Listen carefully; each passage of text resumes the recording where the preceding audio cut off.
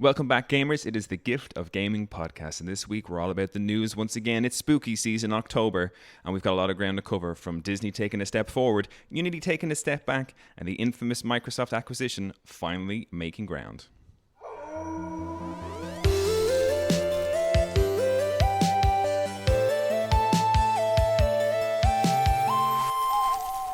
Okay, it's me, it's your host, Darren Wade, and today I'm joined by the old reliable, one of my fellow anchormen for the news, Luke, Mr. Xbox Games Pass himself. Maycock. Luke, how are you? I'm doing great, Darren. I'm doing great. How are you keeping? I'm not too bad. I think you were missing our Canadian friend. He's actually in Canada, believe it or not, just brushing up on the accent. I think he took it a bit too personally when I accused him of not being a full-time Canadian last He was time. like, I better go home for a while and leave these guys like, to "Shit, fucking I think they're sort their shit out themselves." Yeah, so it's just you and me, and thank God there's only the two of us because, Luke, I've looked over October and it is a pretty scarce month of news. Yeah, that's okay. Those happen every now and then. No news is good news, I guess. No news is kind of good news. Yeah, you don't want. Yeah, most of the time it is bad news, isn't it? So this is the thing, right? There is, and I think it is probably important to talk about it, but I don't like getting into it too much. But there was a lot of video game industry layoffs this month. Oh, God. And I didn't really want to put them in because that's, it's all sad stuff. And my heart goes out to anybody who lost a job in the gaming industry. I hope you guys can get back on your feet and get out there. But I was looking through the news and it was mostly bad stuff, and I was like, I'll find a couple of fun articles, and they are okay. But before we get into that, Luke, because we probably have a little bit of time to kill in this episode, how are you keeping? What are you playing? Keeping well, playing a fair few things. I think I was showing you last week, I got a little retro handheld emulator, a Miu Mini Plus. I actually went and you sent me the link and I bought one yesterday, no way. But I didn't go for the mini, would you believe? I actually was looking up a couple of reviews and there was one that spoke out to me a bit more. I cannot for the life of me. You tell me about your mini while I look up my receipt to find out what it was I actually bought. There's a few great ones on the market, and there's loads of comparisons out there. They're like pretty much most of them are fantastic. It's very rare that you find one that's not worth its weight. But the Miu Mini is class for me just because of the form factor. It can do it to PS1. So lately I've been dipping into a bit of my main two have been like Tony Hawk's Pro Skater, which I actually never played when I was a kid when it came out. Number one, yeah. Number one, yeah, okay. And I only got onto it in 2 and 3. Yeah, and 1 is great. 1 is a really solid game. And playing that and playing some Pokemon Pinball on the Game Boy Advance. Nice. Which is such a strange experience to be like so addicted to, but I played I think it was 2 weeks ago, I got sucked into a 90-minute game of it. Just 90 minutes playing the one game, 3 balls, or I think I got a fourth at one point. And oh my God, I just couldn't escape. I couldn't put it down. I got a ridiculous score. High score, I'm assuming. A personal high score. And I've gotten way better at the game since. And even in spite of getting way better, that high score I got, it must have been a month ago now, is still like 4 times anything that I've reached since then. It's a long game. It's cracked. It's been mental. But that's pretty much it for me. Just some kind of retro gamage going on. What about yourself? What do you? Well, funny because I saw you had the what's it called, the Miu Mini? Yeah, Miu Mini. Miu Mini. I saw it and I we were playing Smash Brothers up in Craig's the other night and I took a look at it and you were playing Metal Gear Solid, the first one. On PS1 on it, and I was like, this is exactly what I was looking for one particular reason, an inexpensive thing to go and buy just for one game, but there's one game in particular I'm really keen to play, which is Pokemon Emerald Green, because I never played it. Oh yeah, I'm the exact same. I never played Pokemon Emerald, and I started my first ever playthrough on my Miu Mini, and I love it so much. People have said, I've been looking at the list of the greatest Pokemon games, and Emerald, Ruby Red and Emerald Green are up there as the almost, apart from, I think it's quite close then between Gold and Sapphire. I think were hugely there's gold, silver, and crystal. Silver, and then that generation is Ruby, Sapphire, and Emerald is the middly one. That's the crystal of that generation is Emerald. Yes. Really highly rated. But I think we grew up together, we went to school and went through Pokemania together as kids, and I think we all kind of rolled off Pokemon. It kind of became uncool to be into Pokemon when those games were coming out for our age anyway. So I don't think any of us really dug our teeth into Ruby, Sapphire, Emerald. And here I am in my 30s going right back. It's cool again to be into Pokemon. It is. It's fun. It's nice. Apart from that, I've been I'm trying to break my ass getting into Baldur's Gate again because we did our part 1 last week. Which I was saying to you before the show was an absolute mess of a show because there's so much in that game to cover, and we talked for so long about like just characters, and it was a full hour and something minutes. I never really felt we scratched the surface of that game at all. I just don't think we did it any justice. I mean, I had a fun time, but I was like, I had so much left on my list to cover of things that we didn't even touch upon. But I am kind of cracking into that to get Act 2 done for, our Act 2 section of Baldur's Gate review, which probably do sometime in November, I guess. But also, apart from that, I have sunk my teeth very deeply into Final Fantasy VII Remake. Oh, really? Playing through it. So I played through it when it came out in 2020. Played through it and then played through it like straight away again on hard. So it took me, I'd say, with those 2 playthroughs I did over the course of maybe like 8 months. Do you know what I mean? A little gap in between, and then popping back to do different bits on hard. And I have the fondest memory of that game because it was during COVID, and Kev B, who'd be on the podcast a lot, with 3 of us bonded over Final Fantasy. That's how we became friends in school. So when I was playing through that game during COVID, we were all in lockdown. He was living in New Zealand at the time. He was also in lockdown. And we'd be playing through the game at relatively the same rate, and I'd call him in my morning or my evening, depending on how it was going, and I'd go for a walk just to get out of the house in the evening after playing through a session and give Kev a call, and it'd be his morning time in New Zealand, and he would have just done the same section the night before. Yeah. We had this big long chat breaking it down, but I've kind of sat down with headphones on and like just walking through every area, just like I'm totally immersed and finding lots of things I never found in my other playthroughs. And just I think with all the Rebirth, Final Fantasy VII Rebirth stuff coming out that I've seen over the past couple of weeks, I've got Final Fantasy VII fever big time. Yeah, and I tried playing through 7 Original on the Switch. I thought I'd be able to get back into that, but I didn't really fall into that. I was like, I think I need Remake again, and it's been an absolute blast. It's tough to sink your teeth into 7 again, I'm sure, after going through a Remake, because it is like a game of its time. Like, it was revolutionary from when it came out, but it's I still love how it looks, and it doesn't play badly or anything like that. It's my problem is I'm looking at these games from a completionist perspective. I'm like, I'd love to play through Final Fantasy VII and do all the things that I never really did when I played through it the first time, like try and get Aerith's ultimate limit break before she, spoilers, kicks the bucket. And I was trying to do that, and I was just ruining the fun of the game for me. Just kind of like grinding. That in particular is really hard. There's like so much RNG involved in it. Oh my god, yeah. And I was like, no, this isn't. I was like looking at stuff online, looking at people did it, and I said, this isn't worth it, and put it down. But I think it's one of those things that if I pick it back up, I'm just going to play it for the story and forget about all that bonus stuff.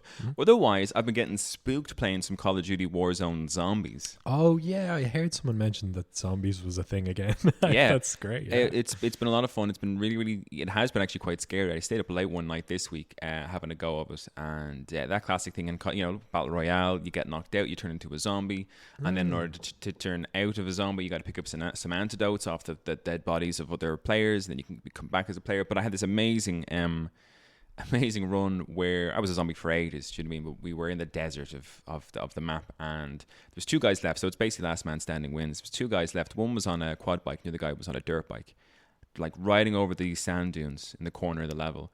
And I had proximity chat on, so I was running with about 20 or 30 other zombies trying to chase these guys off the quad bikes and dirt bikes. And all of us were like, because you got proximity chats, so the moment people are close, you can just hear people chatting. And I was laughing my head off, and so were so many other people. And this one guy shouted out, he was like, "This is like a fucking movie. This is amazing." Because all of us were just like jumping, chasing after these guys on quad bikes and motorbikes, just having the best fun. So that was good. But they have a jump scare option in it that you can turn on and off. Okay. And if you have it on, anytime you open a crate or open a cash register or anything like that, you've got a chance of a thing just jumping up at the front of the screen and scaring the living daylights out of you. And I was playing it with Kev and B the other night, and all I heard, we were talking about this. We didn't really know what it was, but this is our first time playing it, whatever. And we're running around and we're chatting to each other on the mic, and all I hear from Kev's side of the mic is, "Oh, fuck, Jesus Christ." But he'd opened a box and gotten like a pop-up thing and gotten the fright of his life. So that's been fun to play for Scary Season. I thought I was done with Warzone.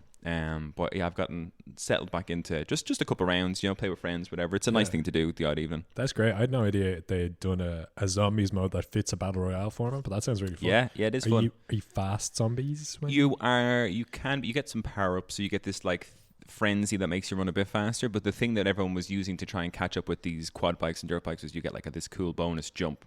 Okay. So you can do like these leap for like a massive distance and stuff like that. So it was loads of zombies just like leaping through the air trying to catch these guys on quad bikes. It was really, really fun. It was very cinematic as well. So, but I mean, hats off to that game, because I'm not the biggest Call of Duty praiser. I never really got into. I mean, I was probably like an older teenager when I really played like the multiplayer games hard, online, and I haven't really looked back since. But the battle royale game, like we jumped down on myself and Kev were playing it, and they changed the whole map to be like nighttime and to be spooky, and to have these like bonus scary things. You like the train became a flaming ghost train. Oh, cool! And it's such an interesting time to be alive for video games because that's a possibility. Like people can make games like that. You can jump into a battle royale and it's Halloween season. We're going to change up here was me thinking, how impressive am I changing the theme song of this podcast to a Halloween theme song. They've changed the entire, makeup of a game just in time for and they have it on for 3 weeks tops, maybe 3 weeks a month. And that's it. And I was like, that's the seasonal things in games as a service are already always a really lovely touch. Like it feels like a love letter to the players. Yeah. To their experience. So hats off. So I suppose we should crack into some of the news that's out there today. Let me just pull up the first one. So we'll start off with the big one for October, which is Microsoft completes Activision Blizzard acquisition and Call of Duty is now part of Xbox. So let me just zoom in here because my eyesight's bad because I'm old. Older. So this is coming from The Verge by Tom Warren, and it goes like this. Microsoft has finalized its $68.7 billion deal to acquire Activision Blizzard, the publisher of Call of Duty, World of Warcraft, and Diablo. The Verge exclusively reported last week that Microsoft was planning to close today, and now it's official. The acquisition required 20 months of battles with regulators in the UK and US, but Microsoft has closed its Activision Blizzard deal after defeating the Federal Trade Commission in a US federal court and restructuring the deal to appease the Competition and Markets Authority in the UK. Quote, we love gaming. We play games, create games. We know firsthand how much gaming means to all of us as individuals and collectively as a community. And today, we officially welcome Activision Blizzard and their teams to Xbox, says Xbox chief Phil Spencer. He continues, as one team, we'll learn, innovate, and continue to deliver on our promise to bring the joy and community of gaming to more people. We'll do this in a culture that strives to empower everyone to do their best work where all people are welcome and is centered on our ongoing commitment of gaming for everyone, end quote. The deal is Microsoft's largest acquisition ever, far in excess of the $26 billion Microsoft paid to acquire LinkedIn in 2016 and the $7.5 billion it paid to acquire Bethesda in 2021. This is Microsoft's biggest ever push into gaming too, and the company said at the original announcement of this mega deal that it will now be, quote, the third largest gaming company by revenue behind Tencent and Sony, end quote. Microsoft now plans to add many of Activision Blizzard's games to Xbox Games Pass. Quote, today we start the work to bring beloved Activision Blizzard and King franchises to Game Pass and other platforms, says Spencer. He continues, we'll share more about when you can expect to play in the coming months. We know you're excited and we are too. Activision Blizzard made it clear earlier this week that Modern Warfare 3 and Diablo 4 won't be coming to Xbox Game Pass this year though. Microsoft hasn't provided an update on Xbox Games Pass subscription numbers since announcing 25 million subscribers alongside the original Activision Blizzard deal announcement in January 2022. Microsoft will now add more than 9 game studios from the Blizzard side alone to its Xbox Game Studios, alongside game studios in more than 11 locations for the mobile gaming King side of the acquisition. Microsoft has also transformed into a publishing powerhouse after the acquisition, with more than 8,500 Activision employees now joining Microsoft. Activision Blizzard CEO Bobby Kotick will remain in place to help with the transition until the end of 2023. Quote, I have long said that I am fully committed to helping with the transition, says Kotick in an email to Activision Blizzard employees today. Quote, Phil has asked me to stay on as CEO of ABK, reporting to him, and we have agreed that I will do that through to the end of 2023. We both look forward to working together on a smooth integration for our teams and players, end quote.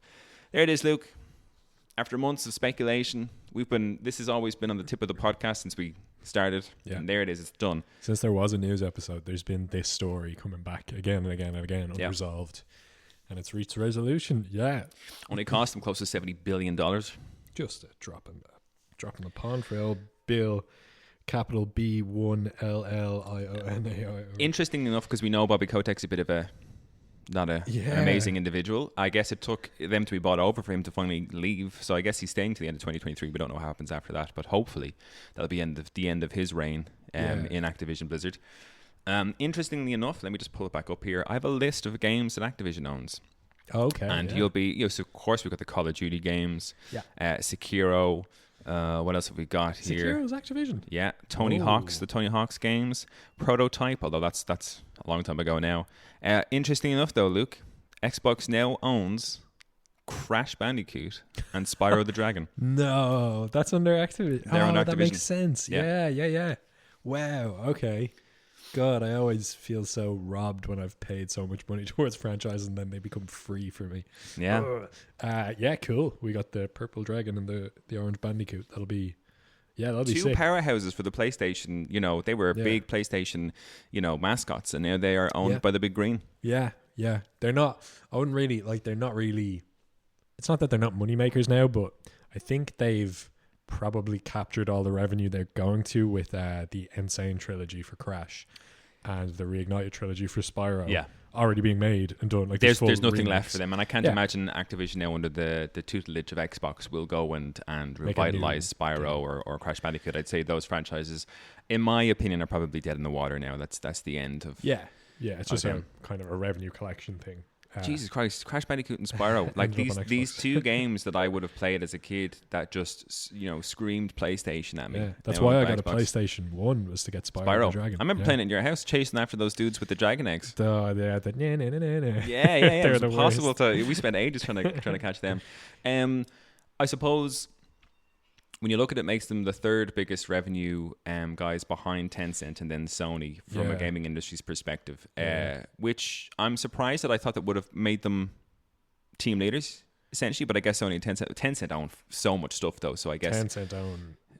Were Tencent not part owners of Blizzard? Maybe they were before the Activision King merger. Yeah, well, they wouldn't have anything to do with it now. It's all Microsoft, baby. But Tencent are over League of Legends, and they're over all the massive like Riot Games and all those big studios. Warcraft, League of Legends, man. Xbox is absolutely bagged.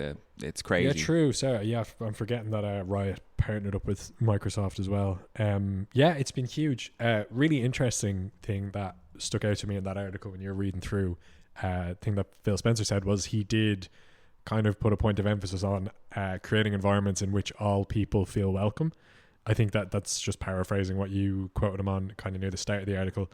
But that kind of felt like a bit of a nod to, you know, some of the misogynistic, awful shit that was going on at Blizzard under the current CEO, and how they want to create a shift away from that kind of toxic culture. I hope so, because like the thing about Kotick is the dude has survived for so long in that role, given all of the evidence that pointed towards a horrible, toxic workplace that he was the head of and was essentially, you know, compiling. Yeah. And it's like, I mean, this article being like, yeah, he's asked me to stay on to the end of 2023 to oversee. And I'm like, is this the end of Kotick? Are we going to like find out that he's got like he's been handed some sort of, you know, BS-y executive producer role still in Blizzard somehow that he's just hanging on in there? Like, is this the end of Kotick? I hope it is. I hope they banish that, and I hope Microsoft can make that Blizzard a better place to work, because Chris, who's a big, would have been a big Blizzard player back in the day, was so disappointed and was doing his best to avoid playing or buying Blizzard games in his own version of a protest. Remember, he was saying on the episode. So it would be nice for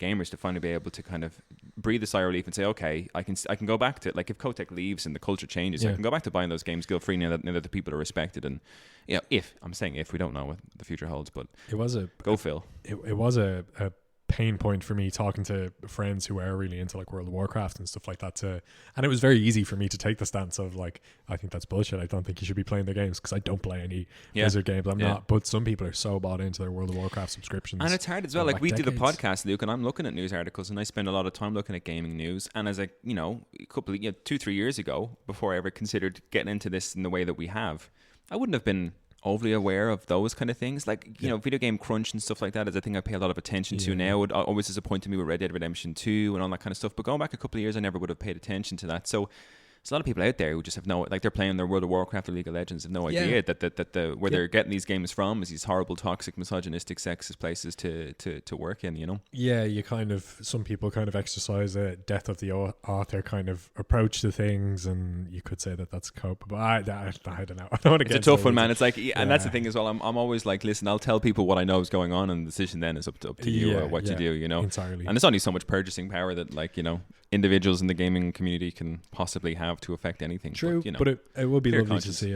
Would be lovely to see an ecosystem change, like I just, when we talked about it on the podcast before, it did always feel gross to think that there were people who worked at a company doing a thing that they love to do, but just didn't feel comfortable because of an immutable aspect of themselves. Like, that's gross. Outrageous. That's really gross. Outrageous in this day and age. Hopefully that kind of thing changes. Yeah.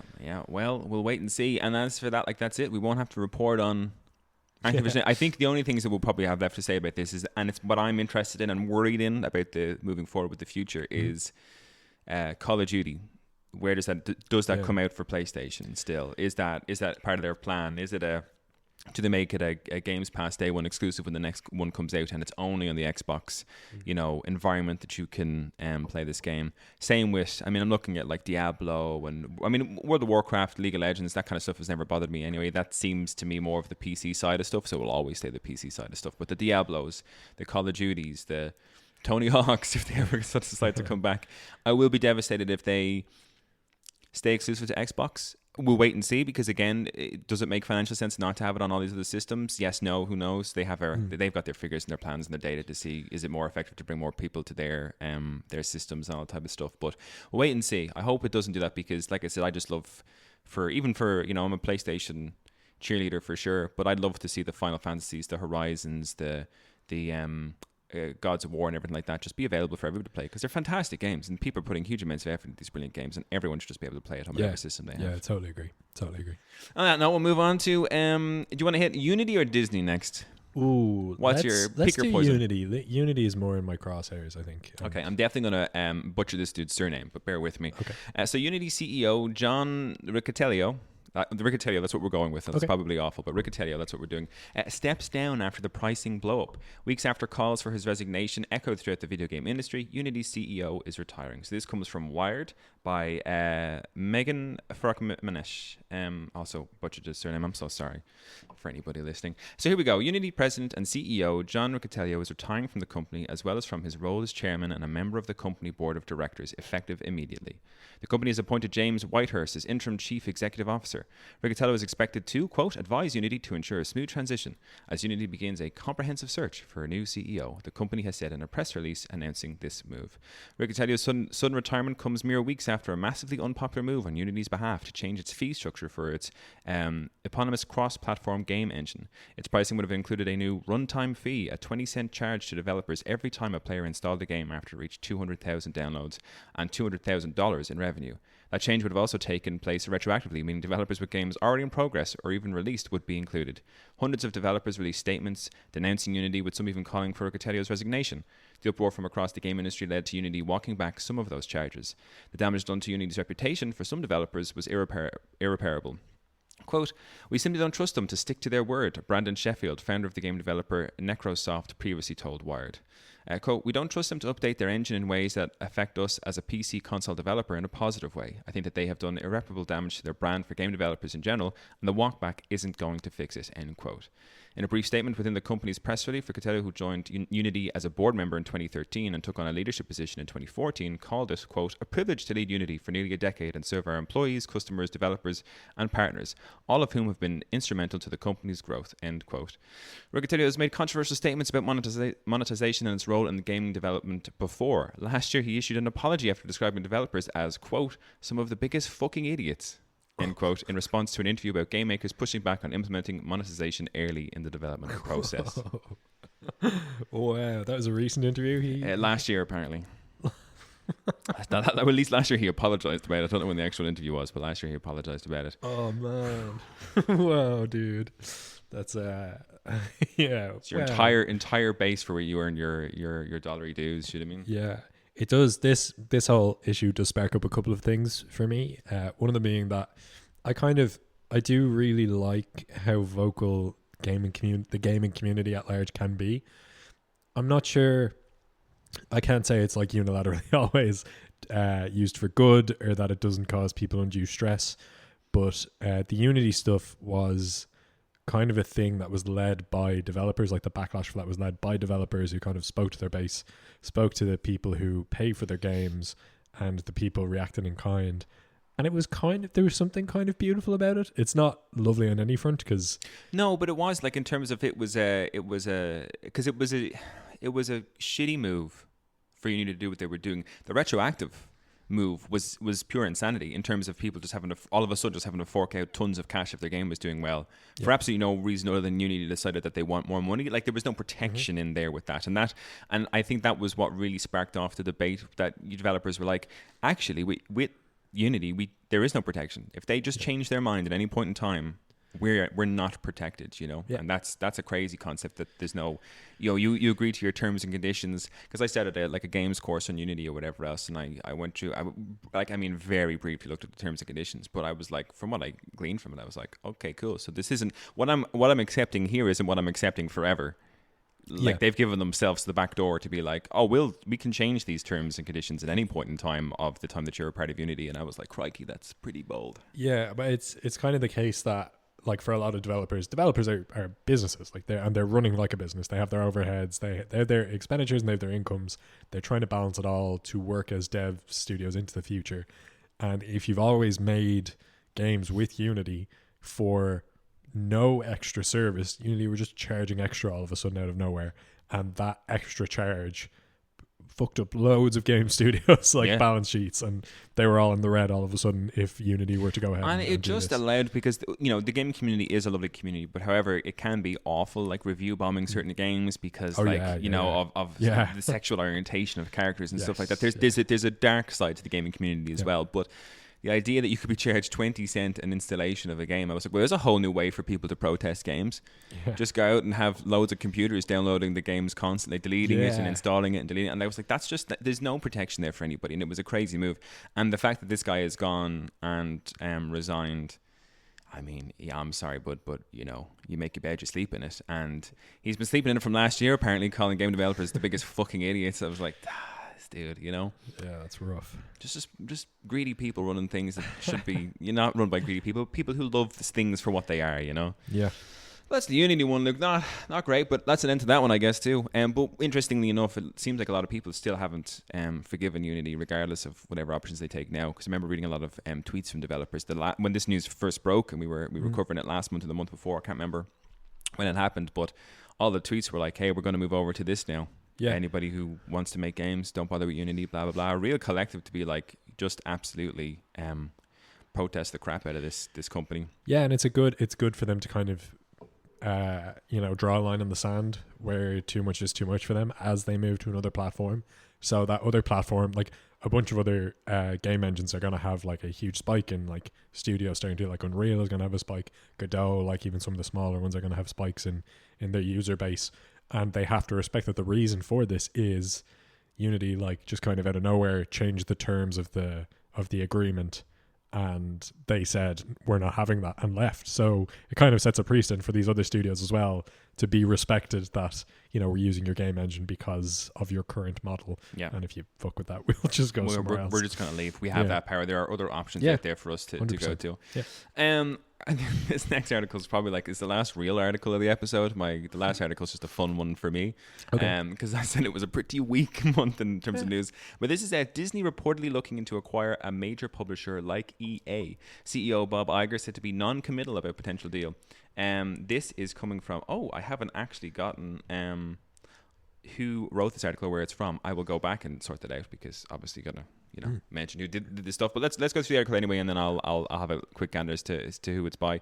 Disney is reportedly looking to acquire Electronic Arts or a company of a similar scale as a way back into games publishing. As reported by Bloomberg, some Disney executives have allegedly suggested that CEO Bob Iger could transform the company from a gaming licensee to publisher by acquiring EA. Iger is reportedly non-committal about the potential acquisition. GamesIndustry.biz reached out to Disney for clarification. This is an article from GamesIndustry.biz, everybody. I'll find out who wrote it.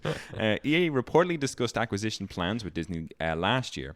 The publisher also allegedly talked with NBC Universal, Amazon, and Apple. However, talks with NBC Universal reportedly fell through.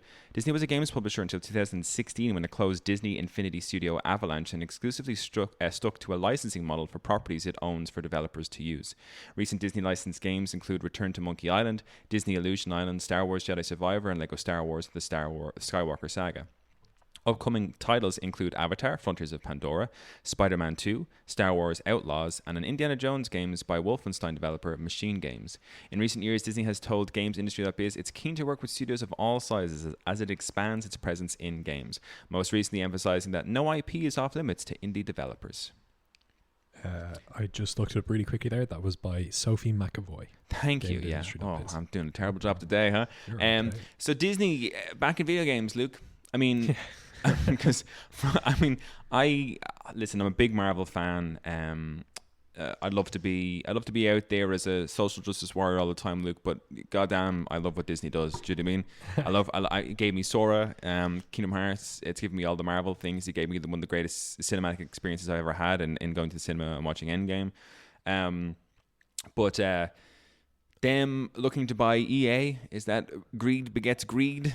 I don't know. There's definitely some element of like missed opportunity of revenue capture happening there, because video games feel like for big industries for making money, like it just seems like a no-brainer for Disney to move into that industry. When you see like GTA 5 comes out and makes like 50 billion in the first like couple of years. Crazy, yeah. Like no movie is going to make that amount of money. Well, isn't it? Is the video game industry the biggest industry now? It's bigger than film, right? I don't know, to be honest. I don't know. I don't even know the metrics that you'd measure that by. But how would you do it? It would kind of make sense that it would be, because like the price point for games is like 60, 70 quid, whereas for a movie, a cinema ticket, it's like still like 10 to 15 quid. But with the games as a service model coming through, like off the back of like when GTA 5 came out and FIFA became games as a service, League of Legends big games as a service, now Call of Duty's games as a service, these models kind of print money. So if you have a solid idea under it, it's a money-making phenomenon. And the only reason I think that Disney haven't gotten into it up until this point is because people at the top, like Bob Iger, are just been ignorant to why it makes so much money or how it works. And just in terms of thedrum.com have quoted, gaming is now the largest sector in the entertainment business with a worth of $176 billion in 2021, which is bigger than Hollywood. Wow, damn. Yeah. It's again, feels like a bit of a no-brainer, but you would just have to understand. I get why there'd be hesitancy if you're not big into the gaming industry. Like you kind of see all this money being made, but you don't understand how. So maybe it's just a bubble, or maybe it's just a phenomenon that's going to tip off. They've been licensing things out, but they haven't really been curating it in a way that's been successful. Like when you look at the Battlefronts, like EA had the licenses for Star Wars games for years, had exclusive licenses to Star Wars games for years, and kind of bottled it. Like Star Wars being the massive phenomenon that it is, you think it's probably one of the easiest sellers out there for video games, and EA just never did really anything substantial with it, which is kind of weird. That I look at, it seems to be that if Disney were to come into the industry, it's looking like it'll be an acquisition of EA as opposed to Ubisoft or anybody else, which I find surprising, because EA was kind of the one company that failed them in terms of the licensing their games out to, or licensing their IPs out to, because the moment EA lost that license, I think they had it for 10 years, and they lost it, I think, last year, the year before, and that license to the exclusive license to do Star Wars games, and now there's a couple others that are coming out, like Star Wars Outlaws. I don't think that's done by EA. Good question, actually. Who's Star Wars Outlaws? Because that game looks amazing. I haven't actually seen anything of this, but no, you do have points that it does kind of feel like EA fumbled the ball when it was passed to them, like this kind of cash cow that was Star Wars. The new trilogy was coming out. Battlefront, already a really established IP in the gaming industry. And they never, and it was funny because Battlefront already existed in the ether. Battlefront 1 and 2 back in the PlayStation 2 days were phenomenally good games, and they kind of bottled that. Yeah, so Star Wars Outlaws, which looks like, to me, having looked at the trailers, looks like it could be a very promising Star Wars games, is done by Ubisoft. Okay. So the license for EA is gone there. I mean, look, I got no control over these things anyway. Does Disney coming in and buying it make any difference to me? I guess not. It'd be interesting to see what other IPs you'd get if Disney kind of took over a whole, if they became a publisher as opposed to just a licensee, or a developer as opposed to just a publisher. Do you know what I mean? Yeah, it'd be. It's always felt, this is a bit of an abstract point, but it's always felt like there hasn't been a lot of, I'm trying to find the right word, like contiguity across Disney projects in video games. So you had that like Animal Crossing-esque Disney game. I can't remember what it was. Oh yeah, called. It was just kind of that kind of very kind of sim feel with all the Disney characters in it. So you make your avatar and all the Disney characters exist in this Dream Valley. Yeah. So you had a game like that. You have obviously the Kingdom Hearts stuff lives in its own universe, and then you have the Star Wars titles. Like there is no connected kind of vision, which is one thing that Disney does seem to have across their film franchises anyway. But the problem with it is that it's, with the video game industry, they're able to exploit, I think, it from a business model in terms of get more money. One of the games I recently downloaded because it was free for the Switch was the Speed Run Disney's version essentially of Mario Kart. It's all the Disney characters, Disney maps. It's a Oh, racing right. game. Okay. But again, one of those games that you're just bombarded with. Buy this in the shop, buy this character in the shop, buy that level in the shop, and it's unfortunate because I think that's what a Disney video game truly will look like. You won't get a Mario Kart or a Smash Brothers where here's this entire game based on the 60-70 euro that you'll pay for it, and it is complete start to finish and well polished, and we'll add different things that you can pay for DLC for. I think with Disney owning, if they ever were to become a developer, it would be this microtransaction hellscape, because I think Disney is unfortunately one of those people that are looking to maximize profits, I guess, because you're a business, of course, is what you're going to want to do. But if they're just going to step into the video game industry, it'll be like, okay, we're going to make all these games on our IPs, but they're not going to be a 61 and done. A lot will be free to play in this massive microtransaction hellscape. Yeah, that's very possibly the direction it's going to go. The more I talk about it, the more I feel like I don't want a uniform vision for Disney video games. Like, I don't want them to stymie creativity, because it is kind of lovely how different all the Disney adjacent games are. I don't want it to move to one kind of uniform free to play, buy cosmetics and buy levels, and buying levels always really annoys me as well. Yeah, crazy stuff. I wonder, like, and this is just from a personal perspective, but I wonder what a deal like this, let's say if it went through next month out of curiosity, I wonder what that would do to the Kingdom Hearts series. I'm sure they probably still are happy enough to license games into other companies. I'm sure they're probably still allow Squaresoft and Square Enix. Squaresoft, geez, darn, it's not 1999 anymore. I'm sure they're probably still allowed to Nomura and his team and Square Enix to make that game. But yeah, is the next Kingdom Hearts game going to have Disney characters, or is that an unknown? No, it will. I watched it. Great. Oh my god, this is going off topic, but we've got time because there's no news. So I'm going to go on a Kingdom Hearts spiel here. Yeah. I watched a very interesting YouTube video that was talking about the history of Final Fantasy 15 in terms of the problems that it faced and the fact that it was versus 13 originally, and went through all of these different things. But this seems to be Nomura's first kind of within the industry. It strikes me as something that he was left very disappointed by, with a very bitter pill left in his mouth of what his vision for 15 was, the fact that he was taken off the team and someone else was left to finish that game. But the end of Kingdom Hearts 3 had or even in Kingdom Hearts 3, in the Toy Story world, there was a video game called Verum Rex that you could look at. It was in the shops. In Toy Story, it was in the shops. It was on the shelf. It was like an in-world video game. And then I was looking at this guy who doesn't really look a whole lot like Noctis, but the rest of his team had a real familiarity. Like, in Final Fantasy 15, you have a team of Noctis, Gladius, Ignis and Prompto. They're the bros, Yep. And this Verum Rex game had 4 characters, a leader who kind of wore similar clothes to an old, like if you watch the old trailers for Final Fantasy 15, this guy is wearing a lots of similar kind of clothing. There's a Prompto looking guy and an Ignis looking guy and a Gladius. But I watched this thing about the Final Fantasy 15 and what it means for the future, and they got into the Nomura aspect of it, and they went into Kingdom Hearts 4 and talked about how that is now essentially going to be Nomura's Final Fantasy 15, because Sora has ended up, in the very brief trailer that we've seen, he's ended up in a world called Quadratum, I think.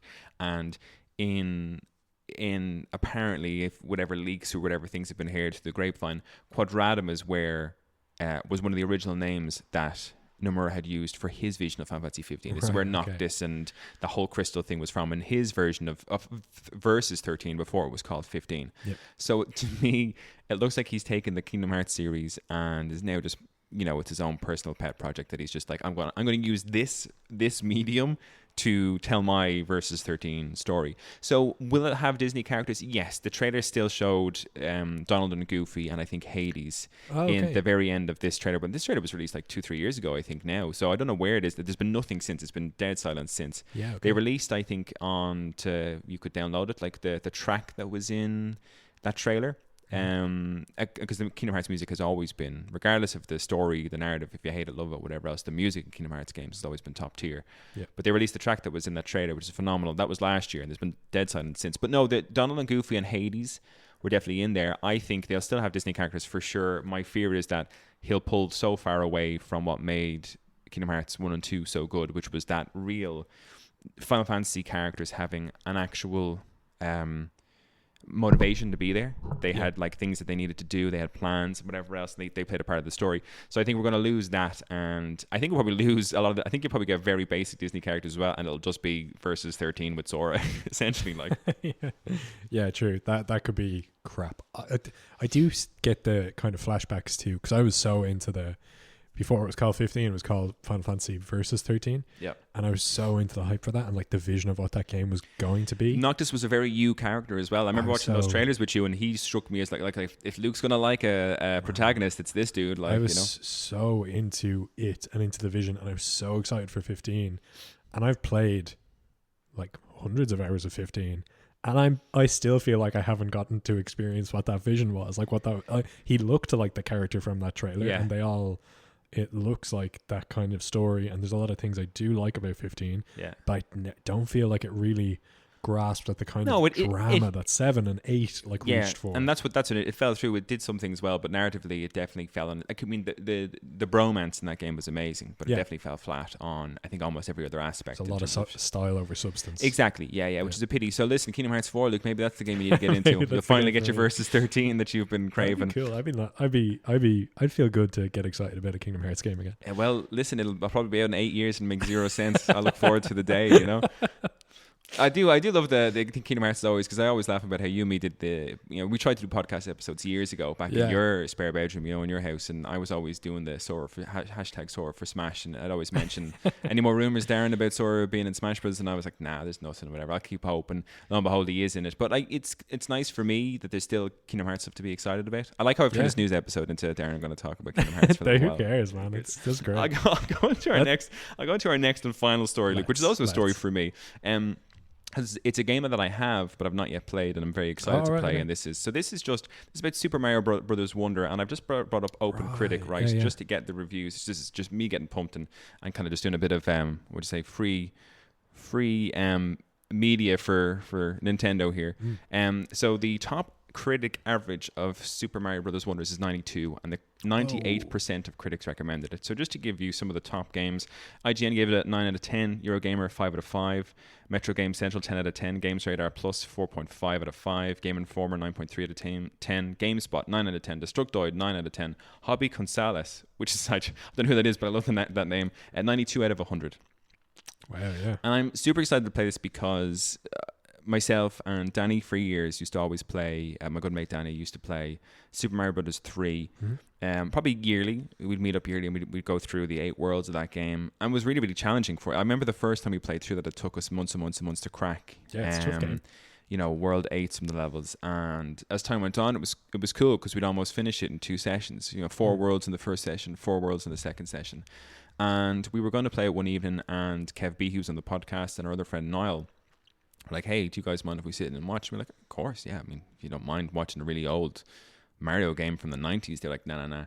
And now they're on board. So me and Kev are Team Luigi, and Niall and Danny are Team Mario. We were playing through this game, but loving it, lots of fun or whatever else. And I put up to the guys, hey, there's this new game, Super Mario Brothers Wonder, is coming out, and I'm so excited to sit down with them and play through the next iteration of, it's 3D, but essentially a 2D platformer. Do you know what I mean? Like 3D in its art style, but it's a 2D platformer. But based on the reviews, I'm so pumped to finally get this. I think Kev said he watched an IGN review on it, and they said it's the best game since Super Mario World, which is fun because when we finished Super Mario Brothers 3 with Kev and Niall, they were like, is there anything else you can do like this? And me and Danny were like, well, the Super Mario World, that's also another incredible... Super Mario 3D World? No, just Super Mario World on the Super Nintendo. Oh, on the Super Nintendo, the old one. So because the Super Mario Brothers 3 we were playing off, it's great now that I have the Switch, but there was a time when I used to bring over my Super Nintendo and Mario All-Stars, the cartridge, and that's how we used to play it on SNES controllers. Now we've got the Switch and all that kind of stuff, so we can play it through them. But they were like, is there anything else we can play? And I said, well, there's this game, Super Mario World, you guys should check it out. And we've had a blast playing that. And now I'm excited to kind of play the modern version of that. My only fear is that a lot of what they're saying in the reviews is that it's definitely more of a family friendly kind of game, whereas Super Mario Brothers 3 and Super Mario World had really challenging really challenging levels. My only worry is that this is going to be too simple, but the reason I was keen to get this and get the guys up on the modern day Mario to play this one with me is because it's a 4-player at the same time kind of madness, and I think that in itself would make the game more challenging in a kind of funny, chaotic kind of way. But I have the game, we haven't played it yet, and just when I saw all these reviews come out in October, I said I need to just throw this onto the, Who are the characters 3 and 4? Well, it's obviously Mario and Luigi are 1 and 2. Do you know who 3 and 4 Yeah, are? well, they've got a few characters in this one. So generally speaking, it was always, if in like in Super Mario Brothers 2, there was 4 characters, and it was Mario, Luigi, Peach, and Toad. Oh, okay. And in this one, you've got Mario, Luigi, Peach, Toad, Toadette, Daisy, and Yoshi as playable characters. I think that's everybody. Oh, there is I don't know if you remember, but I think you can play as him in this one. I only recognize him from Smash Brothers, a Smash Brothers level. There's a character that jumps in. He's a assist trophy, and I think he appears on a level. But he's got a robber's knapsack, and he catches you in it and then flies away. Can't remember what his name is. He's in a Smash Bros. Level. He is also a playable character, which is such a weird choice. Of all the, you could play as Goombas, Koopas, whatever. It's like, no, we'll take this random dude with a sack. It's like when the new Mario Party games were coming out, and you could play as Monty Mole, and people were like, "Who the fuck is Monty Mole?" It was so funny. The Mario Party games were great because we played them last Christmas, and I think it was a Kev that played as Monty Mole when the 4 of us getting together playing it, and we were all like, Monty. He immediately became a fan favorite with us, Yeah. So yeah, I would recommend anybody out there. I mean, did you play much of the 2D Marios in your lifetime? Oh yeah, big time. When I was a kid, we got Game Boy Pockets. Me and my sister did, and the 2 ones that we had were, I'm trying to remember the exact titles because it's always lost on me because the old Marios had such specific titles that changed ever so slightly. But I think the first one that came out on Game Boy I had, which I think was just called Super Mario Brothers, and then I had Super Mario Land 2. Super Mario Land 2, 6 gold coins. Yeah. Fantastic game. And very much out there as a Mario game. Yeah. Really different. Really, really goofy and really fun. And like you're chasing after Wario is like the main bad guy in it instead of Bowser. He's like up on top of the castle. And really, really enjoyed those when I was a kid. And then when I was a bit older, I got one of those when the retro SNES or retro NES came out. Yeah. I got one of those and I played like a bunch of the mini. Yeah, the mini. Yeah, the little cool. That was basically like a retro emulator thing. I got one of those and I played a fair bit of like Mario Land 3 as well on that. And I love Mario Land 3 was do you mean Super Mario Brothers 3 or Super Mario Brothers 3? Yeah. Which so there's a real cool debate out there, in the internet ether where people are saying which is the better game, Super Mario Brothers 3 or Super Mario World. Yeah. From a rating perspective, I think Super Mario World has pipped Mario 3 by like 2%, like it's 98 versus 96 or whatever. Okay. To me, Super Mario Brothers 3 will always just be the they're both fantastic games. I don't really think any one is better than the other. And I understand why Super Mario World would have won out, but there's a level of precision, an unforgiving precision that exists in Super Mario Brothers 3 that I really, when you are good at that game, when you get into a flow, it's one of the more satisfying platformer games I've ever played. Even now, like what are we 30 years later, I'm still like, wow, this game is damn good now. And that's like Super Mario Brothers on the Game Boy, like the first one that came out on the Game Boy, that really had that like degree of unforgiving kind of perfectionism. Like it was pixel perfect, and me, my dad and my sister used to basically speedrun it back in the day. Like we tried to beat it as quickly as we possibly could without hitting into any bad guys or anything like that. And I remember learning all these tricks to like get through it as quickly as I possibly could. And it was like it had to be pixel perfect or you'd miss. And I got to a stage where I could do it without looking at the Game Boy. Like I loved it. I got this. I had so much fun. But I was thinking, just Mario 1 is the reason that I'd be super excited about that from a kind of a newsy sort of perspective, is that this is the first 2D Mario game that to my knowledge that there's been since Mario Maker 2, I guess. Yes. Yeah. Yeah, and there has been. What I was kind of hopeful for when I saw Mario Maker do really well and then Mario Maker 2 do really well, like there were so many community created levels, they kind of crowdsourced level making for 2D Mario games. It was such they literally were like, okay, let's build the tool. Yeah. And we won't do anything else. Yeah, just let the community go nuts. Yeah. And what's great about that is because we'd run out of content myself, Kev, Niall and Danny, like we'd always play through these worlds. We finished with Mario World and we're kind of like, well, we've got a couple of months left to wait until Wonders comes out. And none of us really wanted to get into replay the other ones. We just done them, Yeah. So I said, I'll bring over Mario Maker next time, Mario Maker 2. And that has like course worlds. So people have made full worlds that have like 8 maps and a little map view. And each map had like 4 or 5 levels. And that was so much fun as well. Yeah. Easiest thing in the world for Nintendo to do, being like, okay, we'll make the tool, you guys make the game. Yeah, and to like, I just have to imagine that spawns some kind of creative approach to making Mario levels that hadn't really I don't know. I just have to imagine that it must have pushed game designers, like people who like level design is their bread and butter. I'd say they were just hooked on the idea of Mario Maker and like finding some really good, well designed, like mechanically well designed levels. I was really hopeful for how that would push the next 2D Mario game. So I'm really, really curious, really keen to see how it's turned out. I'm just excited. I'm excited because the animation style hasn't changed dramatically, of course, but it's changed a little bit, and that things are kind of, it looks meticulous. It looks like there's been a lot of love and care put into this. Yeah. Like I played a lot of the ones that would have come out on the 2D ones. I mean, 3D in art style, but 2D platformers. Yeah. On the DS and the 3DS and Super Mario World 3D World, which is a 3D game, was fantastic, but their 2D version, which was just the Super Mario Brothers game, the first one, and then they had one for the Wii U afterwards. They were just okay. Right, at best. okay. I mean, fun to have a couple of people run on the level, but the level design's simple. The game was super simple. Okay. It's like this hasn't really grown a lot. Yeah. Whereas a lot of people are saying, although Wonders is a bit more of it's an easier game than the likes of Mario Brothers 3 and Super Mario World. Yeah. It seems to have been one of those games that anybody who appreciates Mario can come across and say, wow, okay, they've thought about this, and if for the first time in a long time, they've put a lot of effort. Like if someone's comparing this to the best 2D Mario games in Super Mario World, it's got something in it at least. Yeah, that's awesome. That's really exciting. That's a great note to end on. Yeah, what I'll do is before we finish up, Luke, I'll just put it out there in terms of selling the podcast, which is something I should probably do more of. Next week on the podcast, for anybody interested, given that it's spooky season, myself, Colm, and Kev P will be doing a playthrough this week of as much of Alien Isolation as we can stand. And we'll be doing a review of it that will be released on Halloween. So if anybody's interested in, listen to some spooky game talk, there'll be an episode available for Halloween next week. And from the Patreon side of things, if you haven't been up to date on the Patreon, we're currently running a Gift of Gaming Battle Royale in which Sora is gone. And I am disgusted by that. But that's been a lot of fun to talk to the guys about. And if you're interested in keeping up with that Battle Royale, we're only 2 rounds in, 7 more rounds to go, I think. That, along with loads of other content, there'll be bonus news stuff that myself and Luke will be talking about as well. If you're keen on more Gift of Gaming content, go onto our patreon.com/Gift of Gaming. And from there, you'll be able to find a plethora of content to listen to for the cost of a coffee a month. You could be in on that. And it helps us keep this going, keep the lights and mics on. I say that I'm in my apartment, so hopefully I don't need this to pay for my electricity bills. But yeah, your support would be greatly appreciated as always.